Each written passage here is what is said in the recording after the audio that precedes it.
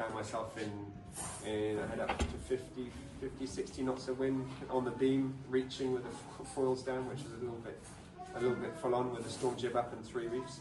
And so yeah, I mean they're all different, and trying to explain a day of what it is, I mean it's constantly changing, but there's actually a point when you're in 50 knots of wind and 8-meter waves, it's almost easier than when you're in 30, because everyone's in storm and kind of damage limitation conditions, and it's when you're in 30 there's much more of, am I pushing hard, am I slowing down? This doesn't really respond. I saw 65, I think, on the way back, 60 or 65 on the way back up the Atlantic. Yeah. And I mean, once it's stability, which is a problem, because we can take many reefs in and small jibs and twist the sails, but when it's going from 30 to 60, that's when it's a problem, as opposed to when it's just a stable 50. Didn't really answer your question. Talked about boats at once. We've got just a kid now. Yeah. Did you see any other races during your trip?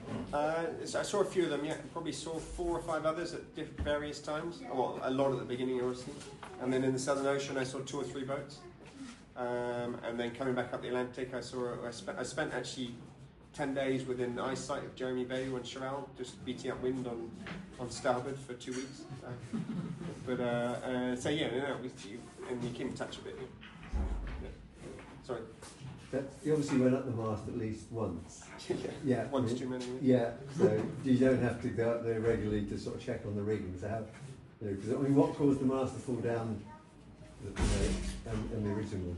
So we don't really know why. We didn't find a broken bit. Right. And why the first one fell down. They're all one design, so which is a bit worrying, because we went on the Vendee Globe with exactly the same as what we'd broken, but it's the case for several people, including Pitt. Yeah. One of the reasons I went up the rig was just to check it, because there's a bunch of stuff that wears, whether it's all our rigging is attached to the mast by soft loops, so they can rub through.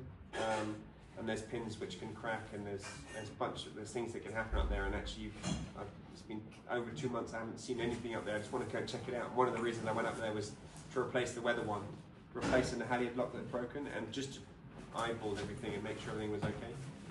But I spent probably a month waiting for that weather window to go up, and ended up going up in a swell. Not very windy, but a swell, and I just got beaten to bits, and it was horrible. So I'm not sure I'd do it again. And how do you actually, because obviously you haven't got somebody pulling you up, yeah. How do you sort of actually physically climb up? So we had a halyard climbing system, which was it's basically custom systems, because no climbing people really make specific gear for that. But the big difference we had is we were climbing with our legs, our leg muscles.